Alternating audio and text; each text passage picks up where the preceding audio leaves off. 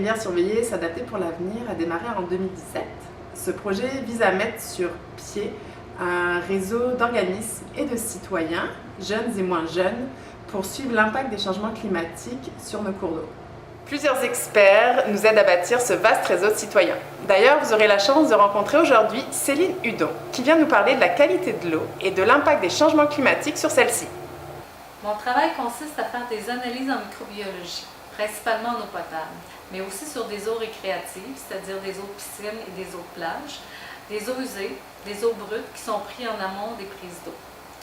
L'été, on a une surcharge de travail. C'est des organismes environnementaux qui nous apportent des échantillons de rivières et de lacs pour les analyses de la qualité de l'eau. Les changements climatiques vont avoir un impact sur la qualité de l'eau. Certains paramètres peuvent être influencés comme l'oxygène dissous, c'est-à-dire si la température de l'air augmente, la température de l'eau va augmenter et l'oxygène dissous va diminuer. Il y a aussi les fortes pluies qui vont influencer la qualité de l'eau. Comme certains paramètres, la matière en suspension et la turbidité vont être augmentées par le ruissellement, l'érosion et la percolation du sol. Certains nutriments peuvent être apportés aussi comme le phosphore et les nitrates, ce qui va favoriser l'eutrophisation du plan d'eau à long terme.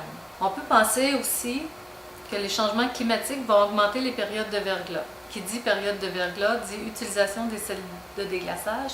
Or, par percolation, ces sels de déglaçage peuvent être amenés au cours d'eau et influencer le pH à la hausse ou à la baisse. Mis ensemble, tous ces éléments peuvent être toxiques et nuire à la qualité de l'eau et à l'environnement. Les changements climatiques affectent aussi la qualité bactériologique de l'eau. Le ruissellement et la percolation en milieu agricole ou de forte densité de population augmentent la charge microbienne. Cette charge microbienne est composée de micro-organismes, dont les coliformes totaux. Ces coliformes totaux sont des bactéries qui sont naturellement présentes dans nos cours d'eau et généralement inoffensives. Cependant, les coliformes fécaux peuvent être présents dans l'eau. Ils indiquent une contamination d'origine fécale. Ces bactéries dites thermotolérantes vivent naturellement dans les intestins des animaux à sang chaud comme nous. Ils peuvent causer un risque pour la santé. Dans cette optique, l'analyse des coliformes fécaux comme E. coli sert d'indicateur de pollution de l'eau. Malgré le potentiel de risque sur la santé, l'analyse des coliformes est pratiquement sans risque, pourvu qu'on utilise de bonnes pratiques de laboratoire, c'est-à-dire de se laver les mains souvent, de porter des gants, de désinfecter les surfaces de travail, de disposer adéquatement du matériel contaminé et des déchets biologiques. Je terminerai en disant que vous en avez de la chance de participer au projet J'adopte un cours d'eau. Ce projet va vous permettre de comprendre les mécanismes environnementaux et qu'à chaque action posée, qu'elle soit bonne ou mauvaise, elles peuvent provoquer des réactions en chaîne.